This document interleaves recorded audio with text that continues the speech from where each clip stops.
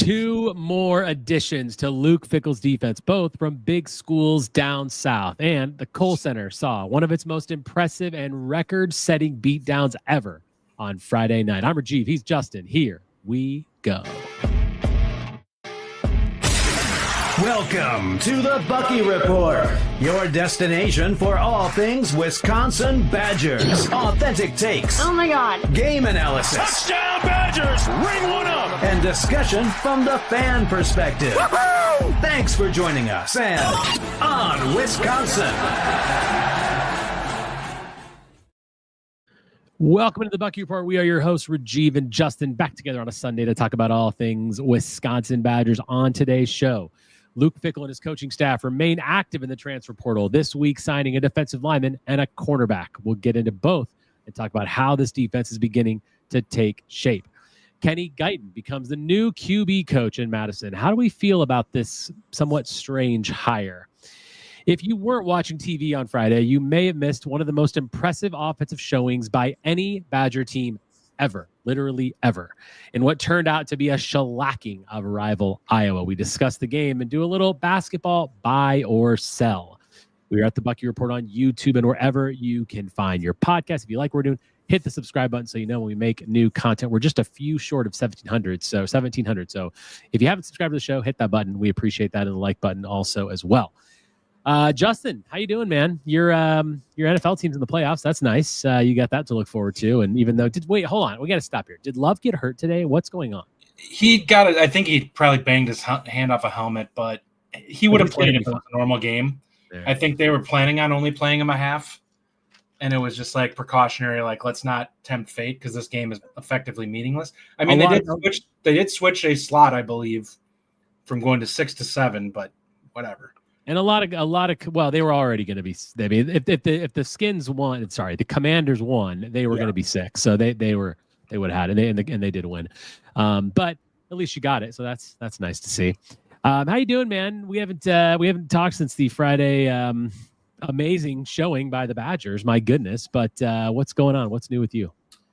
Not much. Starting off the new year, getting new year, new me. You know, maybe Justin being a little bit more positive.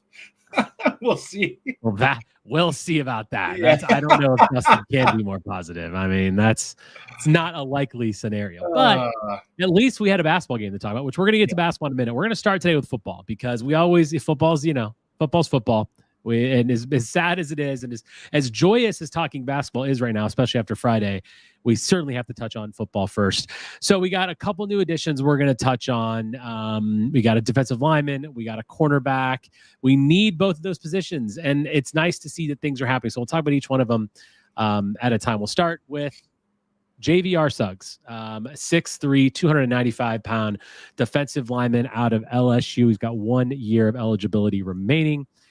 He had an 81.4 pass rush grade per PFF last year.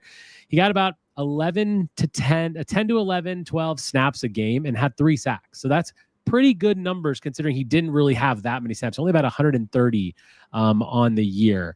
So clearly more of a pass rushing specialist type of a defensive lineman. Justin, what are some of your initial thoughts on JVR Suggs, and how do you feel like he fits into what we're doing with the D-line? I would like to see what he can do from a run defense standpoint and see if now he's a year removed from being in a Division or like a top end strength and conditioning program between there and Wisconsin might help him a little bit. Because the step up that first year, I mean, we saw how big of a jump Fort Greene athletically took from last year to this year. I felt like he was a better player from that standpoint. I think you'll see the same thing with Suggs this year, is that he's got a year under his belt of that growth where he's got all the access to the stuff at the top level programs, and it will help him make the bump. They need a pass rush. Like, if you can get a guy who can be disruptive in the middle, it's a huge deal. And if he can just be a rotational piece, and I think you look at guys like Peterson, and I think there's a little bit of that with them too. I thought he had some ability to rush or at least be disruptive. I don't think any of the guys you're looking at are guys that you're like, this guy's going to come up the middle and blow up the pocket consistently. But I do think that they're better in terms of what you want to see, and they're much bigger bodies than what we've been looking at. And we'll see what happens with the Ohio edge player who is all MAC, if they can lock him down.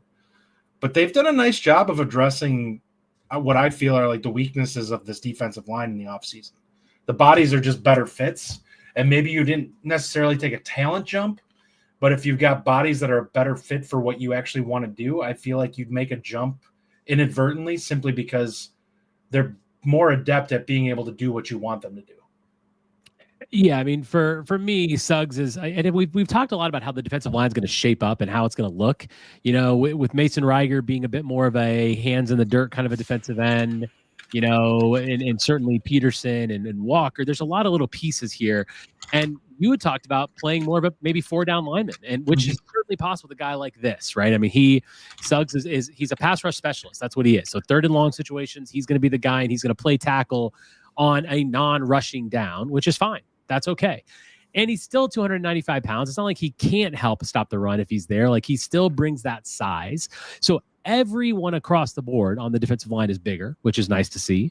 And we've got more pass rush. We've talked ad nauseum about how if the pass rush isn't better, it doesn't matter what's happened with the cornerbacks. Like, obviously we're going to get to the new cornerback as well, but I mean, it's all about the pass rush. We've got to have it.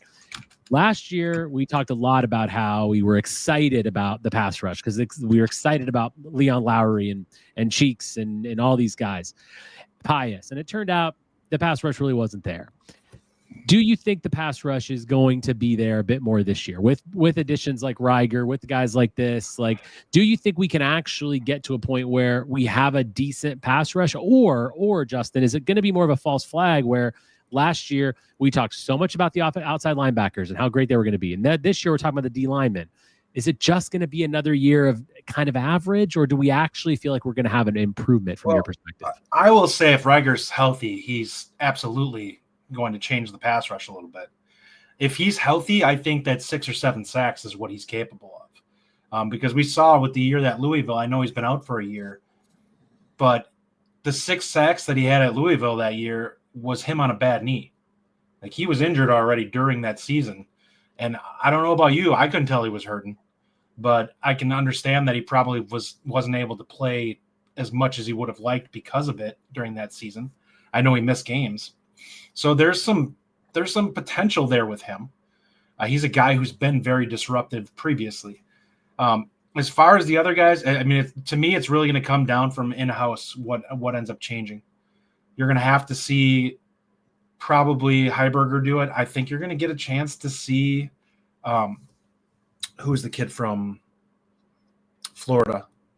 His name is escaping me right now. The outside linebacker. Williams? No. The other one.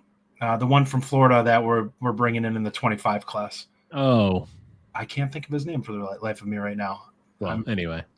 But I think that he's got a chance to actually play and be a guy who can be disruptive as a pass rusher. You're talking about Clayton, by the way. Clayton, yes. I think Clayton can be a guy who's disruptive from day one. I don't know what to expect from Williams. I think there's some freak abilities there that he has, but I do think there's some things that need to be cleaned up before he'll be able to showcase that as much as you would like. Clayton, on the other hand, is a guy who I think is so hard to get hands on that he can do it day one. Like, we've seen Badger guys who are really fast off the edge, just offensive linemen can't get a hold of them. And that's what I think Clayton has some of that.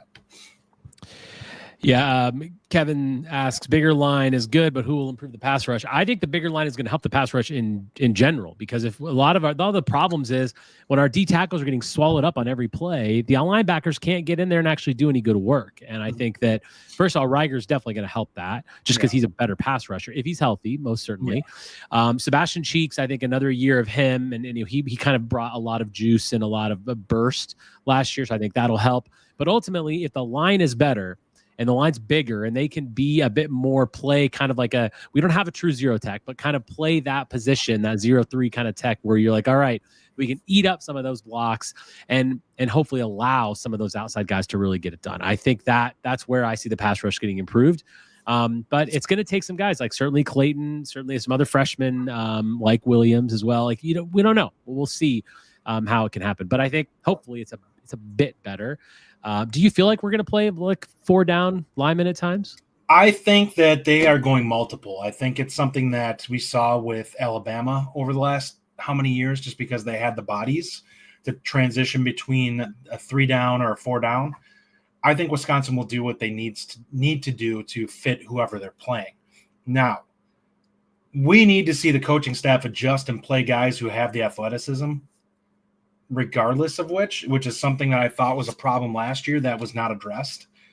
If you're not playing your young outside linebackers because you have somebody who has been unproductive and you just want to showcase them for whatever reason, get the hell out. I'm over it at this point. Get our athletes on the field and let them play. If you have somebody that, like, if Peterson's out there and he's unproductive, I want him out of the game. I just do, because he's not getting the job done. And it's the same thing. I think that's going to be something that has to happen this year. I think it will, because Luke Fickell, I mean, we've seen that. We've seen that game before. I mean, look at guy. I mean, Christian Allegro did not see enough of the field last year. He saw it later in the year, mainly after Jake Chaney got hurt, and Jaheim Thomas got hurt too. I think one of them got hurt, but that he only saw the field because of the injury. He should have been on the field from the beginning. From the previous year, we saw what Christian Allegro could do, and we thought, oh, this needs to be our starting inside linebacker, but he wasn't. And that absolutely has to happen. And it's an expectation that I have from Luke Fickell to play the best players. And it's critical. These coaches at times make it seem so much more complicated than what it is. And I get it that sometimes a guy being a little too loose with their technique and getting themselves out of position is a problem. But when a guy flashes, like you see guys flat out flashing on film, that it's like, wow, this guy's athletic and explosive, and look at him chase this down. And the other guy you can't even tell is on the field, like he doesn't flash on film at all. Like, wake up. At some point, maybe then you need to put more of the resources into the guy who's at least showing that he's got some ability. Because I have seen nothing in the 4 or 5 years that Peterson's been there that I've said, this guy's going to be a plus player on our defense. Like, he just hasn't shown anything. We can say Witt had some of it prior to the injuries, but that guy's had such a long road that I don't think that we're going to see much from him. I would love to be wrong on that, but at this point, you have to hope that he can at least be a guy who helps in run situations. Other than that, Cheeks has got to be he's going to even have to take a bump, because I think he showed some things last year. I'm not sure that he's significantly better than what you're getting from Heiberger, and it's possibly Heiberger's a better player. We just never got the chance to see him. I don't trust the coaches at those positions right now, based off the fact that we saw Allegro and Tackett flash a lot more than we saw the guys who were starting. And it was, to me, that makes me uncomfortable, because it shows a lack of either you're playing games with promises, or you're playing games with, I don't want to start the young guys because it's going to piss off the older guys. Well, our defense wasn't good. We had 18 sacks the entire season. We were dead last in the country in tackles for loss. So get over yourself and start putting guys out there that may provide some productivity, because you're going to probably need it more this year. For sure. Some comments here. Will Hanna, the size on the D-line is exactly what they want, other than the 330-pound nose. LOL. Yeah, I mean, we definitely need that zero tech.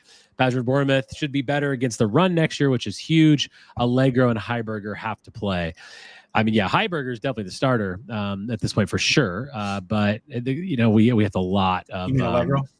Yeah, I mean, Allegro's a starter for sure.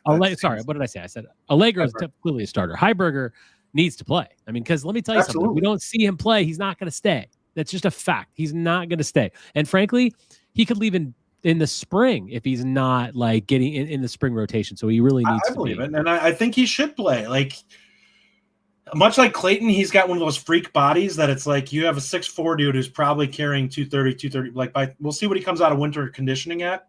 I wouldn't be shocked if he's at 235, 240 coming out of spring. And if he's at that and he's running a 4.6, that's a problem. Like, you need to get that guy on the field and let him loose, because there's nobody else that has that kind of juice and has played as a pass rusher. Like, Cheeks has some of that juice, but he's a guy who's been running around in the middle of the field. He's not a guy who's used to pass rushing and going head on with a tackle and saying, I need to beat this guy every time. Yeah. Dister 72 asks, any news on the Xavier Lucas front? No new news on the Xavier Lucas front that we have heard. I do expect that to be settled at some point soon, but I've heard varying different reports from people. Some people say, look, he's either playing at Wisconsin or he's not playing at all. I've heard some people say it's a matter of days before we're done with this and he's moving on to Miami. I think it's almost done. I think that whatever the hang up was from contractually or whatever is being dealt with now. Yeah. We probably leaned on whatever had to be done to get it taken care of. And who knows, it could have simply been like a, what are they going to do? Not let you go thing with money. And maybe Wisconsin just said, yeah, that's exactly what we're going to do if it was a substantial chunk of cash, which I wouldn't blame them. Like if you got I don't know how all this is laid out. I can't speak to specifics. But if say we gave him and I don't want to say that this is not a legitimate number. This is me throwing out a hypothetical. Say Wisconsin gave him like $200K for a signing bonus or whatever to re-up with the program. I absolutely would be like, I want that money back. You don't just let them go and take that kind of money from you, because at that point you need to look at it and be like, everyone's going to be, think that we can that our deals aren't going to stand up and we're just going to bend over and let people go. And I don't think you can do that. Yeah.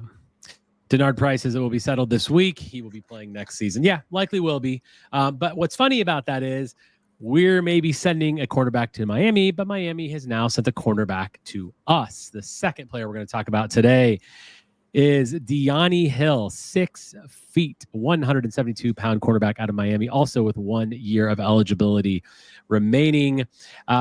He was actually originally a Marshall transfer, went to Miami last year. Last year, he played about 25 to 30 snaps a game, had a 6% missed tackle percentage at Marshall, 8.3% missed tackle percentage at Miami, only a 56.9 coverage grade. He wasn't a star at Miami by any means. He certainly came into Miami from Marshall with a lot of hype. Looking back at some of the things the Miami guys had to say before when they got him, they were very pumped and hyped about him. So that obviously was an excitement level. However, it just didn't work out. I know you're going to touch on the defensive coordinator issue, but it didn't work out at Miami. But he is a guy that is an aggressive tackler. Like I said, his missed tackle percentage is pretty good. He had 33 tackles last year for Miami. He's a good aggressive tackler. Coverage is not his super strength, but certainly he will help from a tackling perspective. Does have good acceleration, does have good twitchiness. I think it's to me, it's a depth piece. We absolutely need more depth at the cornerback position. We still don't know what's happening with Rico Holman. We did get Latimer, but we need more bodies. He's a body. Is he an automatic starter? Probably not, but honestly, it depends on who else we get in. Is Harper going to start? Is Agard going to start? Is Holman going to come back? There's still a lot of questions, Justin, about this quarterback room, but I am happy that we got some depth piece and a guy that can tackle fairly well in Deani Hill. What are your thoughts on him and kind of how some of the Miami people, by the way, are loving that he's leaving? And as often the case with transfers, what are your thoughts on Hill? I would say that that's exactly the way I would paint it too. He's a guy that probably was told you'll get the opportunity to come in and compete. And if everything comes together, maybe you get a chance to start. Otherwise, he's a guy who you're looking at as a depth piece. I personally think that some of the young guys are probably going to pop this spring. I wouldn't be shocked to see a Harper. And I wouldn't be shocked to see a guy like Agard. So that is most likely what I would expect in this case is one of those two guys. They've been a year in the program. They've been a year in the scheme, so they understand it a little better. And I think they're guys that have some pretty solid pedigree as corners. This is a nice fallback in case things are not there and those guys aren't ready. I think you need to work on those guys because athletically, those two guys I think are two of the better that you have an opportunity to take a look at and say it. But yeah, those would be the two guys that I would say. And I think that Hill has probably got a chance to kind of push himself into the conversation. Justin, your typing is very loud. You can't type that much. It's very distracting to our listeners. Yeah. So listen, I ultimately though we need more, right? I mean, we can't be done at the cornerback position, and we have to have more people in there. So I think that ultimately it's going to come down to what else we get. And you're right, he's not a starter. There was a question earlier from someone. He's not a starter. If he is a starter, then I think we're not very happy about that, right? He's a depth piece, and we need that depth. So we'll see what happens with that. So where do you think, Justin, we still need to get people? Obviously, cornerback is there. Is there anything else that when you look at especially the defense? Because I think offensively, we're probably okay. Defensively, where do you feel like we are still missing pieces? I think you honestly still need to get at least 1 to 2 more corners just to fill out that room, because you have so much inexperienced depth, and you're looking at the opportunity here where if somebody gets injured, you're going to be in a really rough spot, because some of these guys might be ready to play, like I said, Agard and Harper, but they might not too. And if they're not, and you don't have anyone that you feel comfortable with, because I don't ever want to look at a true freshman as a guy that you're going to be counting on for experience. So what I would say at this point in time is that I do not think that they're going to sit on this and wait. I think there's going to be probably 2 more corners that they bring in, and we'll see who it is. I think there's a couple of guys they've targeted. We'll go from there, but that would be most likely. Other than that, it seems like they may target a few more guys on the defensive side in terms of defensive line. I don't know if you really need more bodies at this point, but I don't blame them for trying to make sure that they hit on something. So We'll see. We shall see. And a lot of this is going to change come the spring too, right? We're gonna lose some players in the spring. We're gonna gain some players in the spring. We'll see what happens. Let's move on to another football story. We have a new quarterback coach, and it's definitely splitting opinion within the fan base. Kenny Guyton, who coached the wide receivers last year, of course, and was a quarterback at Ohio State as a player, is our new quarterbacks coach under offensive coordinator Jeff Grimes. A bit surprising, Justin, to see a guy that doesn't have quarterback coaching experience come into the fold as our new quarterbacks coach. Definitely splitting some opinion. I have my own take. I'm going to give that in a second. I want your opinion on Guyton and how you feel like. Do you like the hire? Do you not like it? Or are you sort of just kind of blah on it? I mean, I think there's a lot of different ways you can look at it. What's your take? Oh man. I honestly, in my opinion, look at this and say, you have a guy who played quarterback at a fairly high level at Ohio State, who has played the position and is somebody that I think Ryan and I talked a little bit about this, and my perspective on this is pretty simple. I think if you were to move him into this position, if Fickell was doing well, I don't think anyone would balk at it at all. I think the people that are questioning it right now are questioning it because the team is not playing well. And so there's concern that if he doesn't hit on this, where are we going? So quarterback coach, I mean, look at it this way. Budmeyer at Wisconsin was given the position out of a grad assistant when he was at Wisconsin. Now, he was within the program, but we're dealing with similar circumstances here. Now, you have a coach who's been a position coach who also played the position. So he understands coaching, and he also understands the position. I feel okay with it. I don't think it's a home run. I think it's a position that you'd call like a C hire right now and hope that he proves himself to be better than that. But I don't look at it, and I don't know who I would have looked at, honestly, and said that this is an A-plus hire, unless you have somebody that's an absolute killer recruiter. Well, so here's my thing on Kenny Guyton. I'm not bothered by it at all. I feel like a lot of people are bothered by it. I'm really not. And I'll tell you why. Position coaches in general don't bother me. Because to me, position coaches is about one thing. It's recruiting. I'm not saying the only thing. Development, I understand, is a piece of it. But recruiting is the number one thing that factors into the position coaches and how successful they are, because ultimately they got to go out and get the talent. Now, he seems to be a player's kind of a guy. A lot of players like him. A lot of the parents like him. I mean, he's someone who seems to fit the culture of the program really well. I'm okay with Fickell making a internal move and saying, all right, go, handle the quarterbacks. You want to do that. Jeff Grimes obviously signed off on this, and I think that's an important piece of it as well. Could we have gone out and got a massive, bigger hire? Well, a key coach that is a big developer of quarterbacks. Well, first of all, we don't know that not. I actually want to question you on that. Would you have taken Campbell over him? Yeah, probably. I don't think I would have. I think the only thing that Campbell has going for him is that he coached at Michigan under Harbaugh when they won the title. I don't think there's anything that's proven.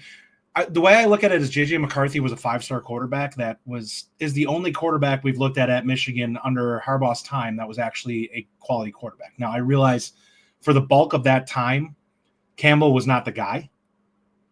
But I don't trust quarterback coaches coming from Michigan because quarterback play at Michigan, other than like a year of McCarthy, hasn't been great. So I look at it and I'm kind of like, this is not the place that I want to be going to grab a quarterback who's also somebody who's got name value simply because he coached at Michigan. Because I don't think that that's a good enough reason to get a guy unless he's a lockdown recruiter who's going to just be a stud at that. But I question his talent evaluation skills because other than a guy who was an obvious stud in McCarthy, the quarterback position at Michigan last year was a train wreck. They were terrible. So I can't really look at his recruiting chops and be like, this is a guy who knows how to identify talent because they were awful. Well, I mean, when we and that's why we got. I mean, Kenny Guyton's our guy. Zach Bartz says, "I get Kenny Guyton may not have been the guy, but he's loved by players, solid recruiter, coaching the position he played, and ties with Fick. Could be better, it could be worse." I completely agree with this. The thing is, like, if he can build the relationships to get the players in there at the quarterback level, the quarterback room, I personally find the offensive coordinator to be much more in line with quarterback development. Now, I know people are going to say, "Oh well," but you know, Jeff Grimes is an offensive line guy. I hear that argument. I understand that. But ultimately, it's Jeff Grimes' offense. And the quarterback is the most paramount position in an offense. Jeff Grimes definitely, you know, understand, like Billy Edwards, like that whole thing that he knew about it. Obviously, like that's the guy that he wanted. I feel like it's fine. And ultimately, if he can coach Edwards and coach O'Neal the way into his system, the way that he wants them to be, and Carter Smith for that matter, I'm okay with a guy that played the position coaching it.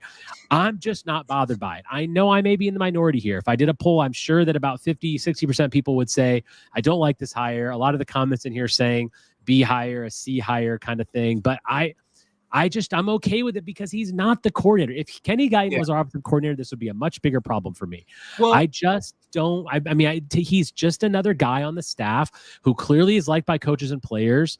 You know, like I think because he has that relationship building, you can see that, all right, he can go and be a good recruiter. He should be able to be a good recruiter.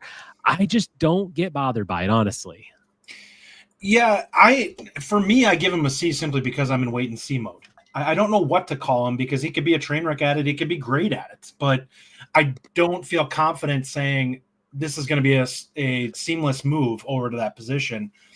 I do think that it's a little overstated. People thinking that we need some like quarterback guru brought in here as a QB coach because Grimes is an offensive line guy. You don't get to be an OC guy unless you're capable of being able to oversee every position. Now, from a technique standpoint and going through progressions and stuff like that, Guyton's probably going to be better at it. But that doesn't mean that Grimes doesn't know that stuff. It's his offense, for God's sakes. He knows exactly what's supposed to be done. And he absolutely, at this point, if you can't talk your quarterback through a progression, how are you calling the offense? Like, you know exactly what you should be looking for in a given play.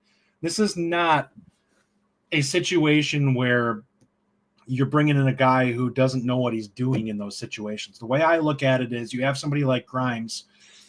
He's probably more comfortable building out the run game and looking at it and being like, I want to make sure these things are in situation. You want that quarterback coach who can come in there and be like, we need to make sure your footwork's correct. We need to make sure your technique is on point. And then we're going to go through breaking down things. And I think that Grimes is kind of going to oversee it. It's the same thing with the recruiting aspect of this. I've heard people say, well, he's going to be the guy that's going to do most of the recruiting. He's probably going to be the point man on a lot of the recruiting. There is zero chance that Grimes is not putting his perspective in on recruits. Of course. When he did it, you're going to have Guyton probably bring his list of guys that he's identified, and it's going to be Grimes that's going to sign off on it and say, go after this guy. I like this guy best.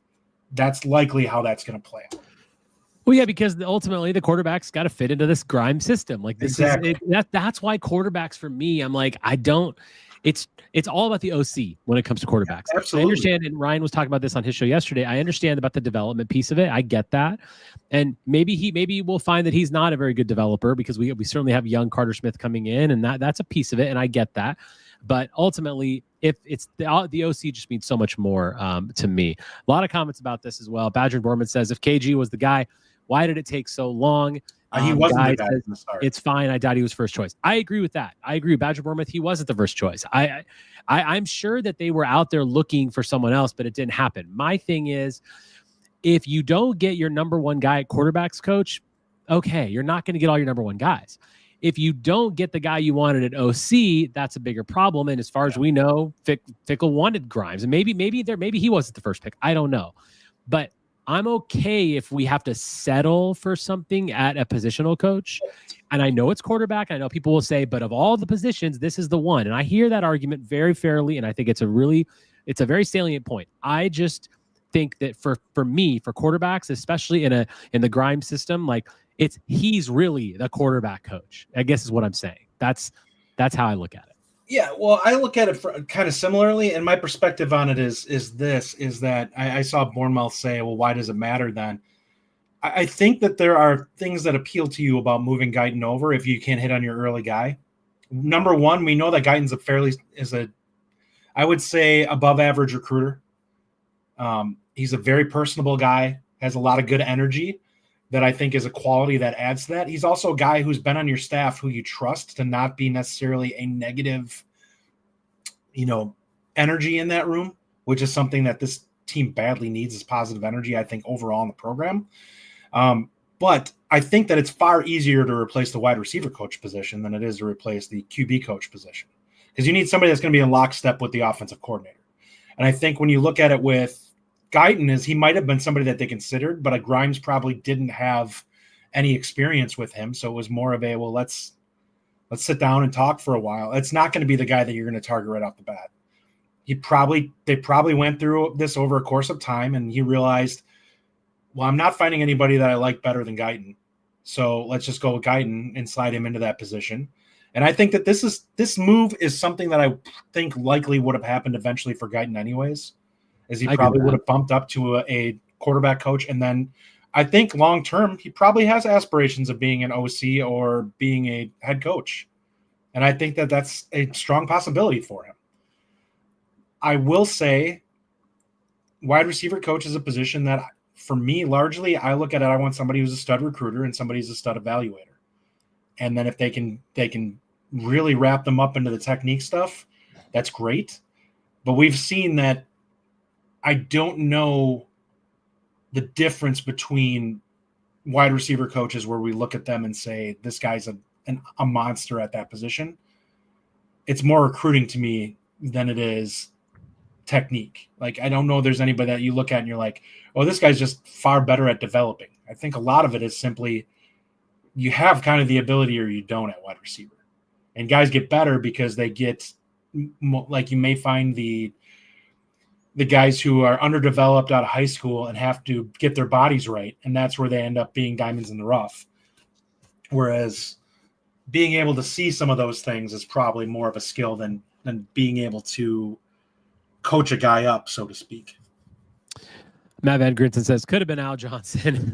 Oh, we don't need to go back to the Al Johnson days. Well, that's certainly what some of the takes people have, right? Like, I look at it and be like, why would you just not find a running back that's played the position? Well, right. Putting an offensive lineman there has zero concept of what it's like to look at the offensive line from the running back position and be like, this is how I need to move. Like, that's such a weird move, in my opinion, unless you're somebody who's like coached it at the high school level or whatever and not worked your way up at that position. Right.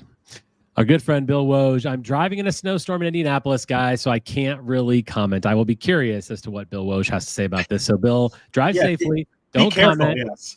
My parents live an hour north of Indianapolis, so I've heard that the snow is not going to be good there in the next couple of days. But probably for most of you in the country, the snow is going to be bad. However, it's nice and comfortable here in Las Vegas. Still a bright, sunny day.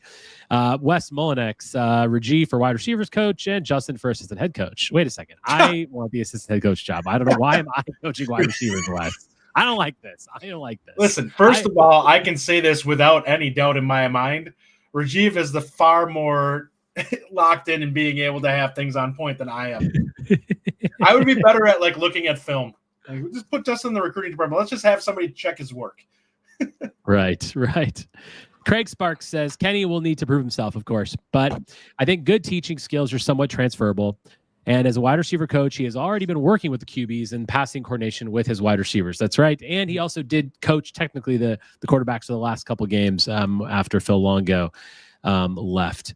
Wes Molinex's film coach, Justin. Now, there you go. I'll be an analyst or one of the Bo Dragon, the offense is going to be serviceable next year. The defense could be good or horrible. We will see. I think that's ultimately where we are. Like we know the offense is going to get better. The defense, however, it's a question mark. I mean, we thought we knew what we were getting last year. We were wrong. So we think we're getting improvement this year. We very well could be wrong, considering we have a horrific schedule. It's not going to be easy. Here's my 10,000-foot view prior to going into spring. I think the run defense will be better. I have no idea what to say about the disruption. Like, we were so bad last year. I have a hard time seeing us not be better at getting sacks and getting tackles for loss. But I don't know for sure what we're going to see from these guys, so I can't say. And the teams that are on our schedule could decide, hey, you know what? We're just going to pass the ball all over the map because Wisconsin doesn't have quarterbacks. I mean, it's just... Yeah, if you can't get home, that's going to be an absolute huge problem. Yeah. We'll see. One thing we do know, Justin, is that this basketball team has a really good offense. We do know that 116 points put up. Iowa has no defense. I mean, that's fine, but I don't care if you put out a high school defense. You put up 116 points, you shoot 67% from three. That's impressive. However you cut it up, there's just no way of getting around that at all. Led, of course, by John Blackwell, 32 points from JB. And, of course, my guy, Nolan Winter, once again, 18 points, 8 boards from him. Thoughts on the game, Justin? I mean, obviously, it was pretty much one of the most impressive things we've seen. We definitely needed it. What were your initial kind of takeaways? So you're correct. And regardless of how bad Iowa's defense is, we've been waiting for a game like this from this team because they kind of have been slumping from a shooting standpoint from the outside. They were due to have a game where they shot above average because they've been below average now for quite a time. We talked about it last show that the bulk of the guys were under their career norms from three. And so they were due to rebound a little bit. And it just so happened that it kind of happened all in this game. Like Blackwell has been well below where we've seen him. Some of that can be simply the fact that he's shooting a lot more than he previously was, which can adversely affect. I mean, he wasn't going to stay at 50% because how little shot selection he had from there, a lot of it had to do with the fact that he was just being very selective when he was willing to put it up. And now he's being forced to having to put some of those shots up, which is going to kill your productivity a little bit. Klesmit, we all knew there was going to be a rebound at some point. And so hopefully he's rolling. And if it does, then Wisconsin's offense will be a lot better. And I think the takeaway you can have is they never truly bottomed out. Like they were never just awful offensively in a game. It was just we were inefficient kind of in terms of how we were scoring. And now we're hopefully going to get rolling a little bit more where we'll hit a little bit more of the, water finds its level, as Ryan always says. Yeah. I mean, that's definitely going to be the case. Where our 3-point shooting percentage is already up to 35% after that game because that was a really big mover for us there. Bo Dragon, every team with a good big man will destroy us. Iowa had nothing inside. Bo, we can't talk about negativity right now. This is the one this is the only day that we have nothing negative to talk about with the Wisconsin basketball team after what we just saw. I do hear you though, Bo. You're right. Owen Freeman, actually, I actually thought he was better. I mean, I expected him to be better in this game. I was surprised that we were able to control him so much as we did because we don't really have that interior defense. However, Nolan Winter is certainly looking like he can get a little better than that. And I want to talk about him for a second. I was on the reaction show with Ryan, and I did mention this. I just feel like he's playing with much more poise and mentally he's really in the game. He's got confidence now. I mean, early on in the season, you saw Nolan Winter getting a lot of his shots blocked because he wasn't pump faking. He didn't have awareness of what was around him. He was just kind of going up and it was a wasted possession. Now he's actually understanding the game. The game looks like it slowed down for him. He's pump faking. There was a play in the second half where he pumped in the air a little bit. Like I just feel like he's becoming a more efficient scorer right in front of our eyes. And that, I mean, we talk about Stephen Crowell all the time. Now, Stephen Crowell didn't miss a single shot, by the way, so he had a good game as well. But Nolan Winter's really taking control of the front court, and if he can play more confidently and play sort of the poise that he has, I think the sky is the limit for him. You guys know how I feel about him, and I think he's going to be a star. I think he's going to be a star of this team. I really do in his future years. But he's growing right before our eyes, and that's something really special. Max Klesmit, quick word on him. I think that it's good when he gets into the lane. He took a shot in the first half that he kind of got in the lane. It was a little, it's kind of a stop and pop type of a shot. He needs to do that to get going, right? Before he's going to start firing from three, he needs to see the ball go in the basket. Every time that happens, those are those moments where you'll see him kind of have that nuclear sort of, thing. Like it's but not any score. Like the problem has been with him is that he continues to just pop threes, and sometimes it's like, yeah, you missed your first three. Let's just settle down and be more like attack a little bit more. You can maybe get to the line, even then just seeing free throws going can be a big deal. For sure. And so I want him to really do that. I hope that he stays aggressive early in games to just get his shot established. But John Tonje had a very quiet game, but he still had 12 points. He still played really, really well. And he's a guy that obviously is being keyed on by a lot of defenses. There's no doubt about that. But the play to end the first half was massive for him. Like he's still such an incredible weapon for us. His shooting, he was 2 of 3 from 3, which is really good to see. But let's move on to the bench, because I think we need to, Country Club, our guy Country Club, as you so aptly named him, Carter Gilmore with his headband. The headband is back, man. The headband is back. Listen, Carter Gilmore just 2 of 2 again. He's still just didn't miss a shot from 3. 6 points, nothing, 2 rebounds. He's just a hustler, man. Carter Gilmore's having a great year. Kamari McGee. Even Xavier Amos looked okay. I didn't think he had that great of a game, but I want to ask you on him before we go. Xavier Amos, do you think that Gard pulled him because he was just going trigger happy when he came in the game? I just feel like he's always going trigger happy. 30 points. No, look, I think they pulled him because they just wanted more guys to get minutes. I think that's fine. I just obviously so Amos got 6 points, and one of those threes was garbage time, maybe both of them even. But I still want to see more out of him, and it's okay. I think for the rest of the team is clearly, doing what they need to do. And Kamari McGee, my goodness, like what the little engine that could, man. Kamari McGee is such a glue guy for us, such an instigator of energy and offense. I can't say enough good things about this guy. He was 4 or 5 in this game, just lighting it up from the corner. Really good all across the board. And I also want to say, before I move on, is Greg Gard. Listen, and you and I have gone back and forth on Greg Gard. Greg Gard has had quite the start to the year. I know that we were 0-2 in conference. Now we're 1-2. But, we have a good record overall. We finished really good in the non-con. He made changes to the offense. We're much faster.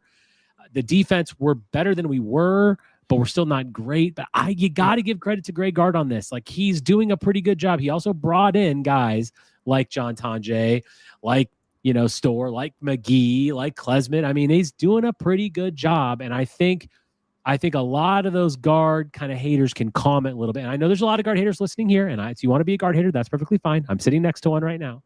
But I just think that you got to give this man credit for what he's doing, Justin. You got to give him credit.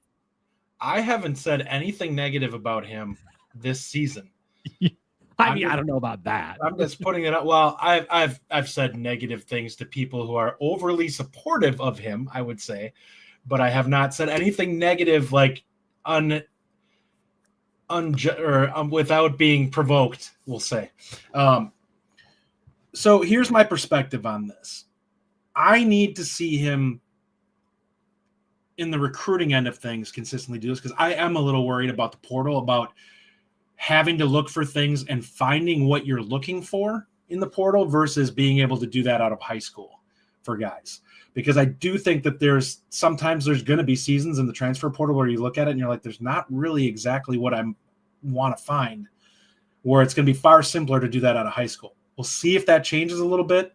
It still needs to, like, you still want to have guys that you get out of high school, because I just think if you hit it right, especially if you can start getting guys from in-state, if you hit it right, you have a far better chance of holding on to them.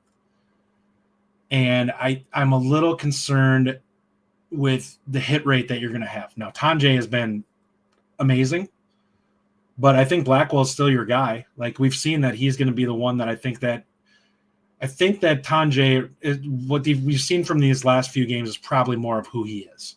He's probably a guy who's going to be more in that 12 to 15 point range. I mean, I think, I think defenses are cooled off obviously quite a bit from the early part because he's not getting to the line at the astronomical rate that he was. Right. And I think that you look at that and athletically, that's kind of who he is. Blackwell has a little more of a bull in a china shop, which is why I think you can rely on him to consistently get to the line a little bit more because he's more of a brute. And I think Tanjay is just more crafty when you watch him play. So it's going to be a little more inconsistent because guys don't get overwhelmed by him. I mean, I think overwhelms you. Tanjay and Blackwell both are so critical to this team because they both create their own shot. And Blackwell seems to do it with quite a finesse. And the way he drives the lane, he pumps. He really has a good sense of the game.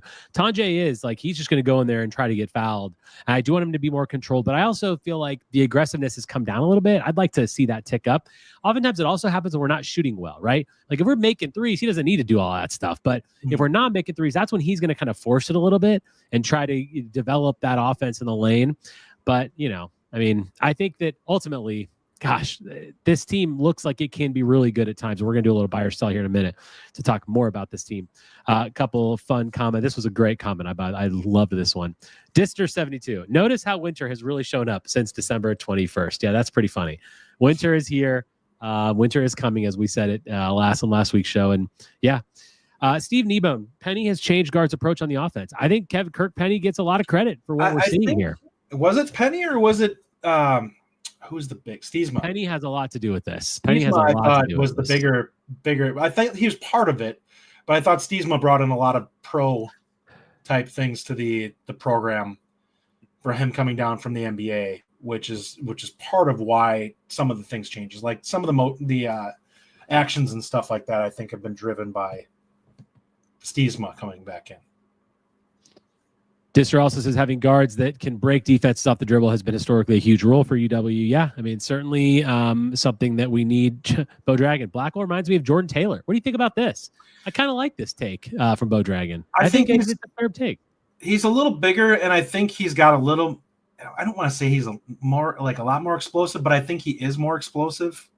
It's a different build. I thought that Taylor was more compact, and I think that Blackwell's a little bit more lanky, but they're similar. Like you look at Blackwell out on the court, he's a solidly built guy compared to most of the guards that are.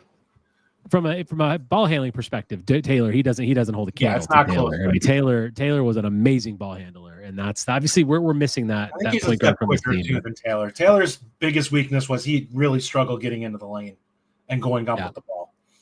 The one thing I'll say about this before we do our buy or sell is I just think that the difference between going 0-3 and going 1-2 was massive. I know it's one game, but when you're looking at a 3-game hole in the conference and all of a sudden you're going on the road to Rutgers team, who we were better than our next 3 or 4 opponents, by the way, we need to win those games. But when you're 0-3 and now you're looking at that slate and you're thinking, geez, if we want to lose one of these games, we're in trouble, because we know 500 is kind of like that watermark in the conference to get to the tournament.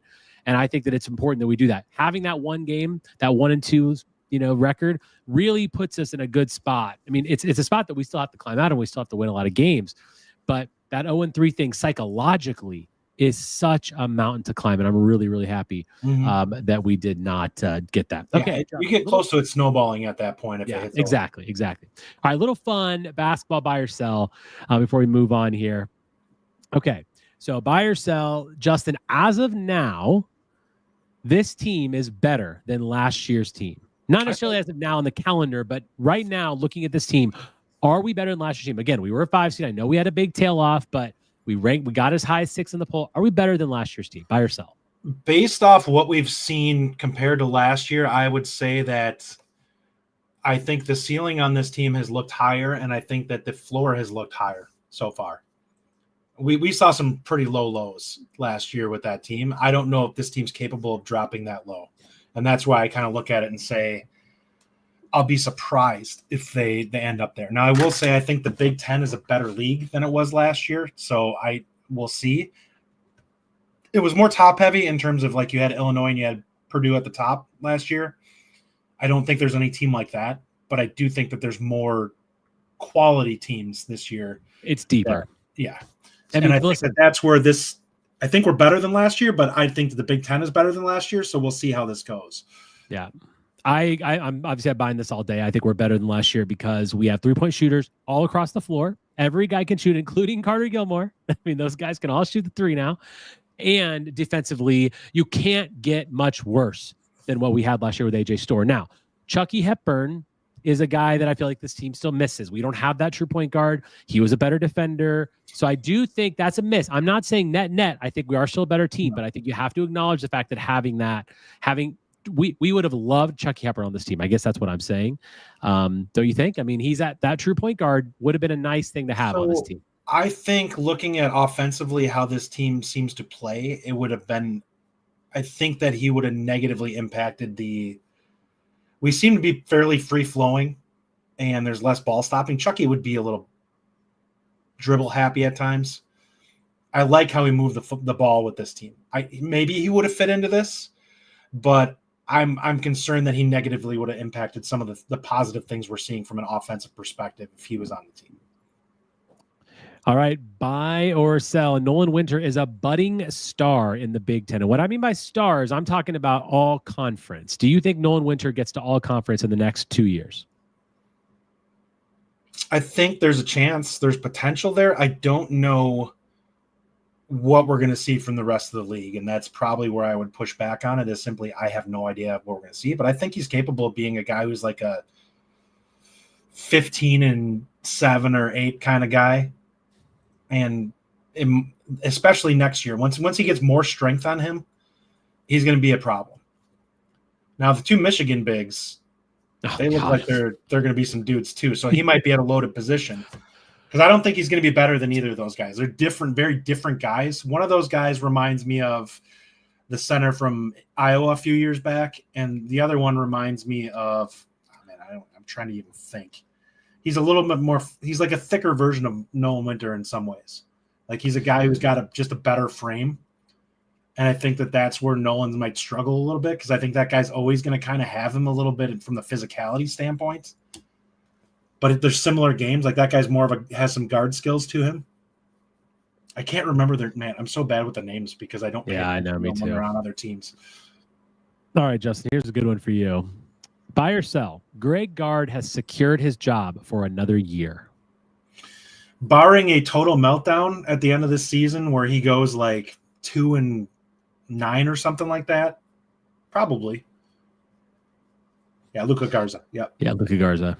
Yeah, I'm buying this all day. I think this is for multiple reasons. Greg Gard has secured his job. One, because I don't think Chris McIntosh wants to deal with another program right now. I think that he's probably unless he bottoms out and it implodes at some point, and that may adversely affect football. To be honest, if he implodes, I think that you may have it'd be more likely that you see McIntosh go, let's just scrap it and restart because this isn't working on either front. But that would take like I said, a total meltdown, and I don't think that that's going to happen. Yeah. Bo Dragon bought this, by the way. Wow. And he says, bye, and I hate him. I mean, listen, like Kevin says, no. Kevin is not a Greg Gard fan. Look, I'm buying this all day. I think Chris McIntosh doesn't want to deal with another program. So, but also he has made adjustments. We continue to talk about him making adjustments. He made them. Look at the offense. Look at how much more fluid this team is offensively. And he's continuing to get athletes out of the transfer portal. We can't forget that. I think Greg Gard has comfortably secured his position as the head coach of this team comfortably. Now, I know you said barring a huge thing. If that were to happen, if there were to be a huge downfall at the end of the year, all I think would happen is that the fans would just be pissed off and we would have a bunch of angry people in this chat and you would be angry about it. And that's fine. I still think nothing causes him to lose his job this season. I think you would have a very uncomfortable trend with him if that happened again, where it looks like his teams consistently start to look or tend to start out hot and end really poorly. Because it'd be like 3 years in a row if that's the case. And at some point you'd have to look at it and be like, all right, what's going on here that your teams like seem to burn out halfway through? And I think part of that, as we can honestly say, is his teams haven't had depth. Like he does not have the bodies there and they burn out. guys are fine because they're fresh early in the season. And then at the second half, when you don't have anybody off the bench, guys are playing too many minutes. I don't think that's necessarily the case right now. I think that this team seems to have more depth and that they're playing more guys. So we'll see. But that would be the thing that I would say where you look at it and be like, what's going on that you consistently seem to be faltering at the end? Because I don't think he wants to deal with them consistently kind of falling short of what expectations are. Badger Worm says Gard will be here longer than Fickell, in my opinion. Whoa. Okay. Well, we'll see how that goes. Possible. We'll see what happens this next year. Like Fickell's on notice right now that he's got to show improvement. Yeah, I mean, he's definitely on notice. Kevin Brown, his coaching is above average, but it's the recruiting. Kevin, what I would say, and I want your opinion on this, where do you factor in the transfer portal into this? Because I understand that people have an issue with his recruiting, and I get that, but I do think Freitag was a very good win for us. I think, guys in the 25 class are looking good. I understand that you can have an issue with his recruiting. I'm not saying I'm a huge fan of the international stuff, but I appreciate the fact that he has a plan and he's doing that international recruiting. But if he's building well from the portal, which he has continued to do, it's multiple years in a row now. I mean, we started out with the guys like Klesman and Kamari McGee, and then you guys got the AJ Store, then you got Tanjay, and the list is pretty comprehensive of getting athletes in the portal. I think you have to factor that piece into how you grade his recruiting. Right? I mean, it has to all work together because ultimately roster construction is something that you, myself, Ryan, we all talked about as an issue. I think his roster construction is getting a lot better. And I don't think that's really deniable. I think, well, we'll see how it goes going forward. Like if he's missing in his high school recruiting from being able to fix this, because we both know he's not going to push out guys who are underperforming. There's only so much you can do if you just don't have, like Blackwell was a hit. That's clear. Nolan Winter appears to be a hit. That's clear. If that's the case, then yeah, it looks like it's heading in a positive direction. I mean, Gus Yalden could have been a hit, but he just didn't want to. We have no idea with him. I don't. Where did he even end up? I have no idea. I have no idea. But I think that's really what it comes down to is he's got to hit out of the high school class because that's where you get your top end guys. You're not – Wisconsin's never going to go out there and get guys who are going to be like, oh, this guy's playing one more year to get to the NBA. Like we're just not going to be throwing that kind of money around. You're looking for guys to fill out the rest of your 5 and maybe spots 6, 7, and 8. That's where Wisconsin's going to do their work in the portal. We're unlikely to be able to compete on finding difference makers.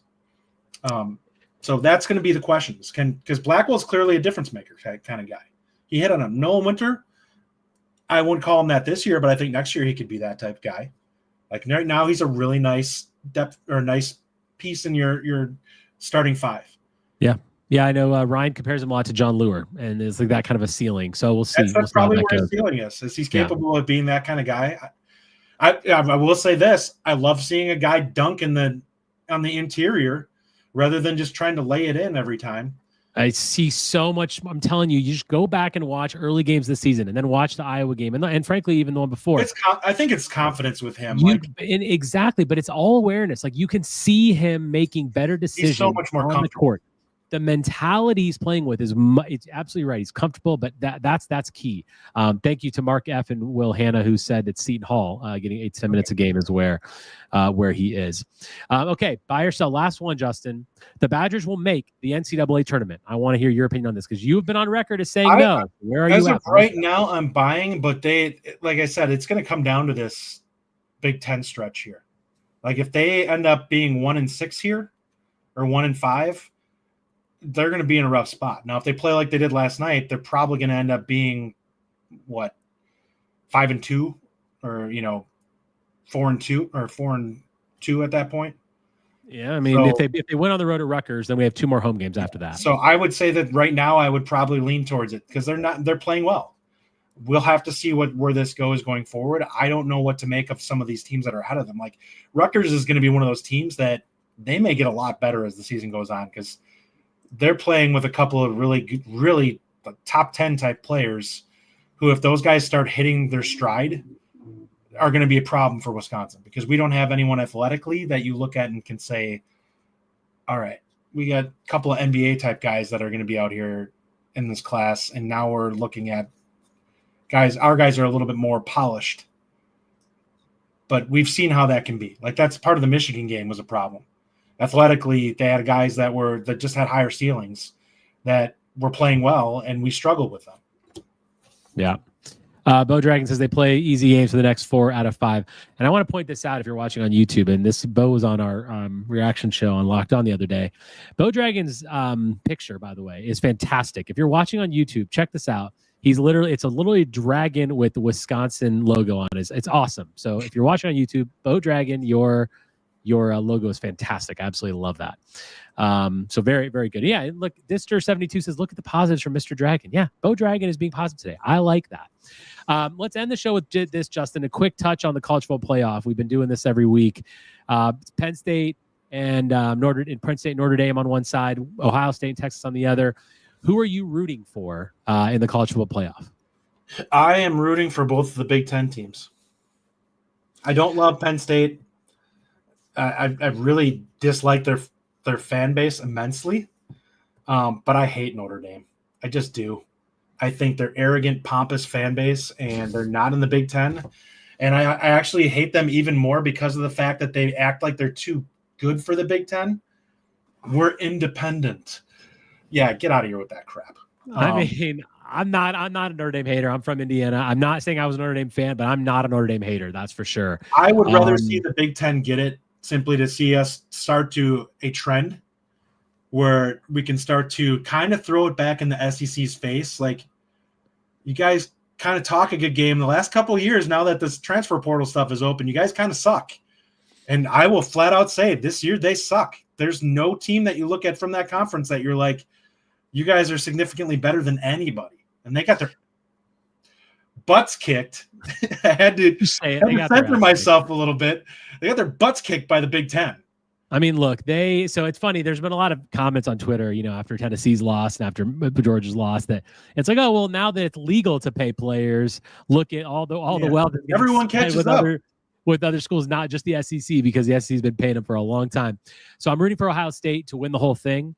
Because I want a Big Ten team to win, but I cannot. Right now. I cannot, and I will not root for Penn State because I just don't like Penn State.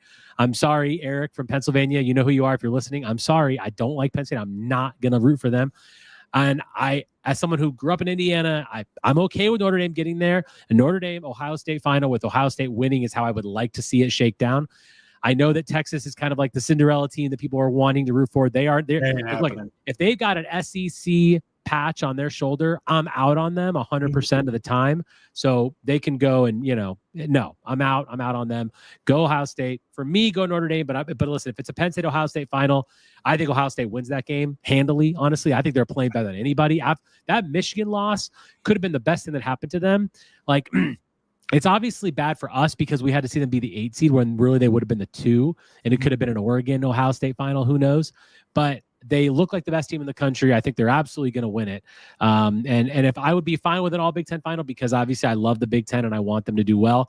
But boy, I just cannot root for Penn State. Cannot happen. See how it goes in this game. If they start out against Texas like they did against Oregon, I don't think these last 2 games are going to be close. And I think Ohio State's just going to blow the other 2 teams out. Ohio State could win the next 2 games by 15 points each. Honestly, they could absolutely win double digits in the next 2 games. They are the best team. They're out for blood right now. You can tell. Like that Michigan game did.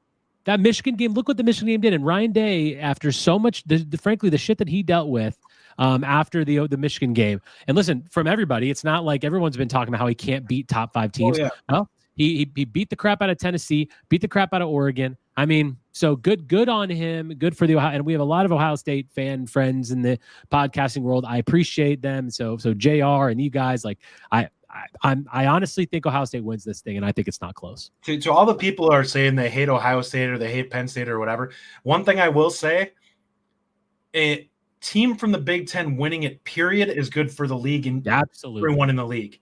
Absolutely. I say that because it's a resources driver from that standpoint.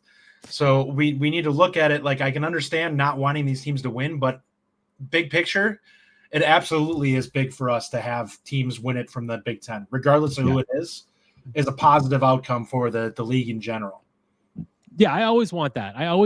It's why when SEC teams were winning it every single year, when it was Georgia, Alabama, Georgia, and then Clemson from the ACC popped up. Like, I hated that because I wanted the Big Ten to do that. So it's definitely got to happen. It will be a massive disappointment if the Big Ten doesn't win at this point. But I don't want Penn State. Boy, I really can't see Penn State winning the title. I would be awful. That would just be so hard for me to take. I don't think they're capable of it. Their ceiling isn't as high as either Texas or Ohio State. I mean, let's also remind us, Penn State had the easiest road to get the semifinals. They had to beat Boise State and SMU. Come on. Like, those two teams. There needs to be some things done with seeding. Seeding has to, yeah. I mean, I understand the concept of, the highest conference champions, but I don't believe that. The conference champions should get in, okay? I'm all for building out the 12 with give me conference champions, give me the at-larges, that's fine.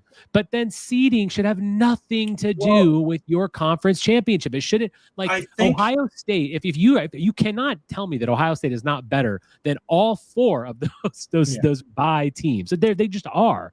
You have to reseed it. You've got to put in the team, build the 12 team playoff the way you want, but then seed it based on your actual thought process of the rankings, not who are the highest, because Arizona State getting a bye is ridiculous. So I've heard this as a thing that I thought was interesting, that whoever your teams that won or were conference champions, it assures them of a home game. And I was kind of like, that I agree. So if you're in the first round and you have to play, then you get a home game. I think you've earned that by winning your conference. I think that's a fair compromise, because if you're playing one of these teams from the bigger conferences that's a stud anyways, let's put it this way. Penn State shouldn't be afraid to go play SMU at home. Penn State shouldn't be afraid to go play Arizona State at home. Like, those are games that if they're what we think they are, that shouldn't be an issue either way. But absolutely, I have an issue with them getting a bye when they probably wouldn't find their way into the Final Four. Well, I mean, as evidenced by the fact that all four of the bye teams lost. Yeah, I mean, that's all four of them. Not a single team that had a bye won in the quarterfinal round. Well, so Oregon probably would have won, but they got screwed by being put in the worst possible bracket. Fair. Oregon deserved it. Oregon was the number one overall seed. That's fine. Like, either team that they got made no sense why that would have been the team that they would have. Like, even if Tennessee would have been, I would have been like, why are they getting Tennessee? And who knows? Penn State's getting Boise. Right. And who knows what would have happened if Georgia wouldn't have had their quarterback issue, because obviously they had to bring in Stockton. Yeah. But nonetheless, we'll check that out. We'll talk about that a little bit more next week. And hopefully more to come on the recruiting front for the transfer portal, and, of course, basketball as well. They're tipping off again on Monday at Rutgers, and then following Friday again. I think we play Friday again at home to, I believe, Minnesota. I think it's Minnesota. Justin, final thoughts before we close the show today. Well, we've got some work to continue to do in the portal. Hopefully basketball continues to stay hot offensively, because I think that will carry them the rest of the season. They're never going to be a great defensive team, but I do think they can be a really good offensive team. So hopefully they keep rolling. Football, continue to kind of fill in the cracks, and hopefully we find out we get a really high-quality wide receiver coach. And I'm really interested. Low-key, one of the things I'm going to pay a lot of attention to, I really want to see what Grimes targets in terms of wide receivers, because I know people have been hard on Guyton in terms of his recruiting at Wisconsin. I really think a lot of that was driven by what Longo wanted for that wide receiver room, and I think that negatively impacted who he went after. There were just too many slot guys that we were bringing in. What I would say for my final thoughts is I don't have a lot of great things in my sporting life to cheer for these days, because my Colts just couldn't get out of their own way. My EPL team is a disaster right now. It's all just falling apart. But Wisconsin basketball, I'm going to celebrate the wins. And this is one of those wins that I want to celebrate for a while. It was an unbelievable performance on Friday night, and let's hope that continues. I really do believe in this team. So celebrate the wins, something to cheer about. Badger fans needed some joy, and Greg Gard's team brought us some joy. Thank you all for listening. Hit the like button if you're still listening. We appreciate that very much. Hit the subscribe button if you're not already subscribed. And we will talk to you again next week, as always, on Wisconsin. On Wisconsin. Thank you for listening. If you enjoy the show, subscribe to our YouTube channel at The Bucky Report or The Bucky Report Podcast from wherever you get your content. Until next time, on Wisconsin!